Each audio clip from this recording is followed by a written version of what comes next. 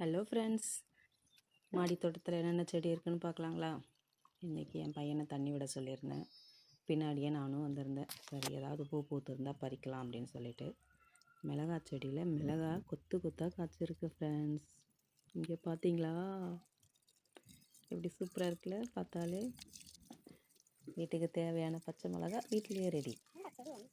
அதுக்கப்புறம் மாதுளை காய்ச்சிருக்கு. இது நாட்டு மாதுளை, பிஞ்சு பிடிக்கும், கொட்டிடும். இந்த தடவை தான் என்னமோ 3 காய் செடியில் நின்று இருக்குது. அது என்ன காயின்ட்டு காய்ச்ச பிறகு தான் தெரியும். 3 இருக்குது. அதுக்கப்புறம் இது தானாக முளைஞ்ச புளிச்சக்கீரை, பெரண்டை இருக்குது, முடக்கத்தான் இருக்குது, முசு இருக்குது. இது மூலிகை. இது 3 தானாக வந்தது இருக்குது. அப்புறம் பூச்செடியில் என்ன இருக்குது? செம்பருத்தி பூத்து இருக்குது, சாண்டல் கலர், அதுவும் பறிச்சுக்கிட்டேன். அதுக்கப்புறம் மல்லிகைப்பூ பறிச்சுக்கிட்டேன். அந்த மல்லிகைப்பூ ஒரு 2-3 நாளைக்கு சேர்த்து வச்சு கட்டி வச்சோம்னா சூப்பராக இருக்கும். பறிச்சுட்டு போய் டப்பாவில் போட்டு ஃப்ரிட்ஜில் வச்சுருவேன். அப்புறம் இந்த பிங்க் கலர் பாருங்கள், சூப்பராக இருக்குது.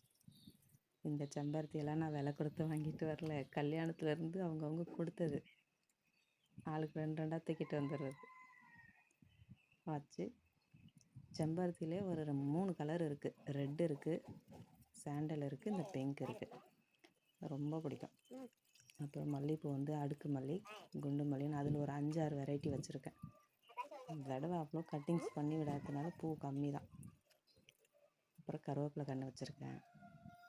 கத்திரி கன்று வாங்கிட்டு நட்டுருக்கிறேன். ஒரு 5-6 நல்லா பழச்சிக்கிட்டாங்க, பூ பூக்குறாங்க. காய் காய்ச்ச பிறகு தான் தெரியும் அது என்ன காயின்னு சொல்லிட்டு. அப்புறம் தக்காளி ஏற்கனவே ஒரு 3 தக்காளி காய்ச்சிருச்சு. இது ஒரு 2 தக்காளி பறிச்சுக்கிட்டேன். இது கனகாமரம் 2 வருஷமாக அவர் உயிர் தப்பிட்டு வராரு. அதில் இருந்த ஒரு 2-3 பூ பறிச்சுக்கிட்டேன். இதெல்லாம் இன்றைக்கியான பூ பறிச்சுக்கிட்டேன்.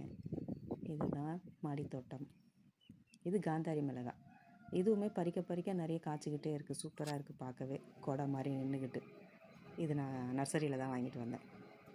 பிடிச்சிருந்தா லைக் பண்ணுங்கள், மறக்காமல் சப்ஸ்கிரைப் பண்ணுங்கள். தேங்க்ஸ் ஃபார் வாட்சிங்.